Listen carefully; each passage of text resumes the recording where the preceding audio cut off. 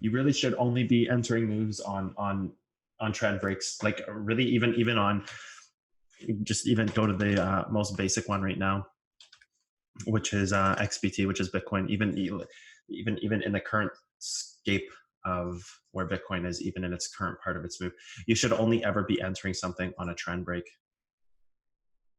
Come on, there we go.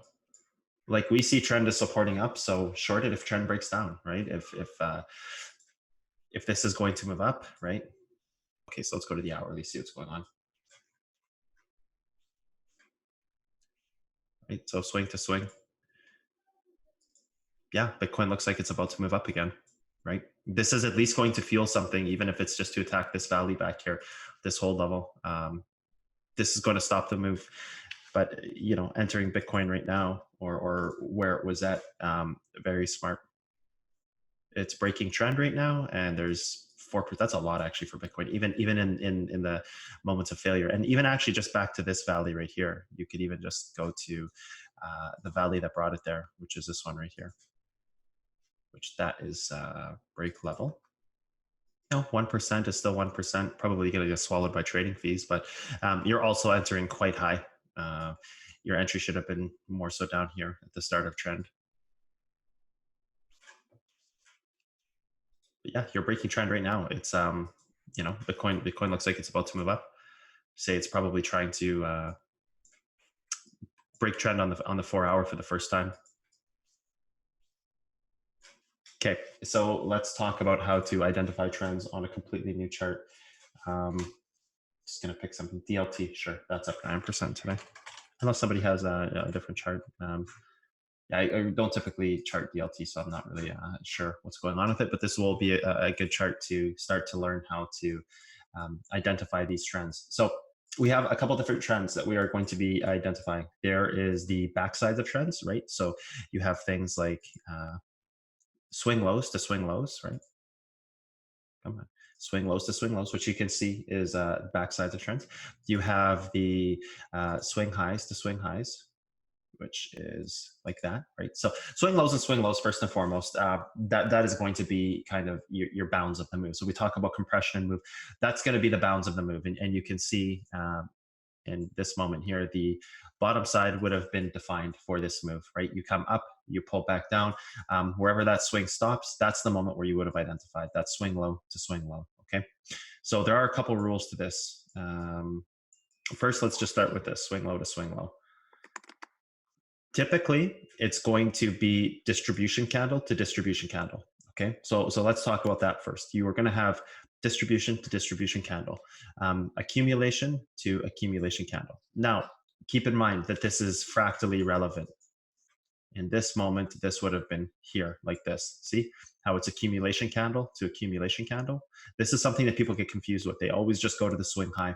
Okay, but there is also we are going to step through this in a different way, right? Okay, so let's just step through it first, and then we'll talk about the why. So obviously, this is going to start to move up here, and it does. So swing high to swing high now, right? So that's how you can start to see, like, okay, at first we had this here that broke swing high to swing high, right? Accumulation candle to accumulate. I shouldn't say swing high because actually this is swing high.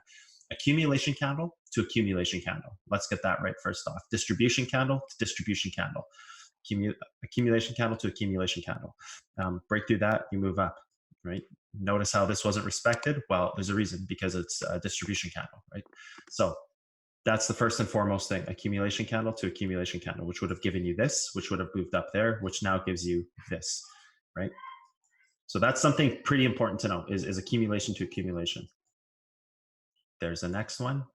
Just going to see if this continues to move up or not, which it doesn't. You can see the compression happening there, right? And then you can see it there. You see how it's accumulation candle to accumulation candle. That is a major misconception that people wrongfully mark. If we were to have this marked, look what happened. We missed the move. If we were to have this marked, we missed the move. If we were to have the proper candle mark, we actually took the move in the exact correct spot. So first and foremost, accumulation to accumulation candle is extremely important. White wicks on the top side, blue wicks on the bottom side. This will give you your exact bound, your defining parameter. And sometimes you'll say, oh, how come this moved like this? I can't make sense of this. So I guess it was something fractally relevant. Nope, it was actually just a mismarking of candles. So that's first and foremost a little plate of gold for everybody is the accumulation candle to accumulation candle. We walk through this thing and you can see where it's the accuracy of it is, right? Accumulation candle moves up. Again, accumulation candle moves up. You can see the bound right there, as opposed to if you were to have it here. This is very close in proximity, so it looks to be the same. It's not, right? Accumulation candle right there. If you were right here, you would have seen close to the same move. But then there are spots where you will miss it, right? Like right here. If you were at this right here, same move. However, if you were at this swing high here, so this is kind of something common where you will see the top of this be the same because this is the base point of it. So the difference between here and here is going to make a very small impact here. The closer it is, the further out it is, obviously, the bigger the impact it's going to make. But accumulation to accumulation candle is a safer way to do this. Right? Accumulation to accumulation candle.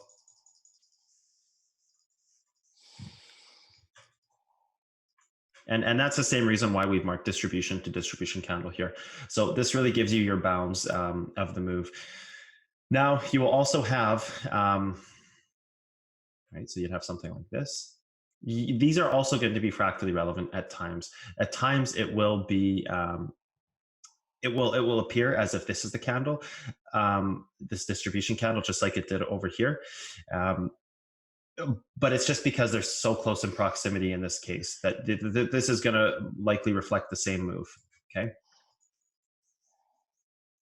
See how accurate it is? Had I been here, right, the accuracy is not quite the same. You actually could have got quite a bit of a different entry here. 14% difference actually. If you had marked the right trend, you actually had a 14% better entry. So you actually made 14% more profits by marking the right trend. And again, I didn't pick the LT. I just looked at this. That doesn't matter. Any coin doesn't matter, right? So this is the thing about these channels, is that there is an exactness to them, right? Like there is an exact reason why they are marked the way they are. Right. So that's a case in point right there, where you have 14% of a difference in a move, which that is a lot. That sure is a lot, right? Accumulation candle to accumulation candle, and further out here, right? Accumulation candles right here. This will be right here like this now in this moment. And it could even possibly be here, but let's gotta break this down to see more. So we've identified the global trend, right? We have the global accumulation candles, right? Now we are going to find the local trend, which when we find a local trend, this will turn into a purple. So for now, we're going to leave this blue. We're on the daily. Let's go to the 4 hour. Okay. So now we have this. Come on. Where the heck is my base point? There it is. This to this, which is pretty much the same trend. I wouldn't even really think that's the same trend. I would actually more think that it's this right here, but that's okay. We'll go with this for now until we break it down to a lower time frame and see what's really going on here. So this is, come on, that's fine like that. This would have been right here, which swings out to here, which makes this blue,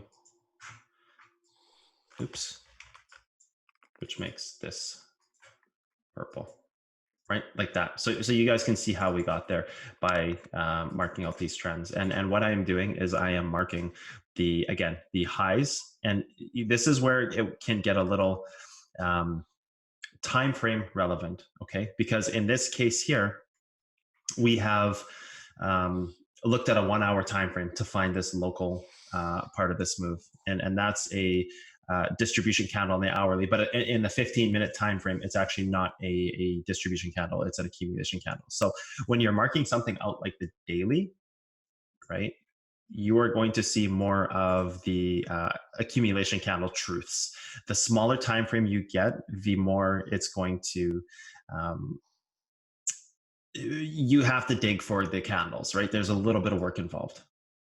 Hey everyone, how's it going? As you know, I'm now giving out some of this content for free that I was otherwise charging for the past little while. Um, yeah, drop a donation, subscribe to the channel, join Patreon. You'll get access to Discord. Great way. Lots of top level traders in there, people who are doing this for a career every single day. So go to Patreon, join a tier, get access to Discord. Go on Reddit, talk about future of trading, talk about the science of trading, talk about cotton candy, socials, everything you can. Let's help this thing grow. It's the way you guys can thank me for giving out this content for free that I was otherwise charging money for. So I'll leave a Bitcoin address on the screen. I'll leave the Patreon address on the screen. Just do something to help out. Okay, thanks guys. Take care.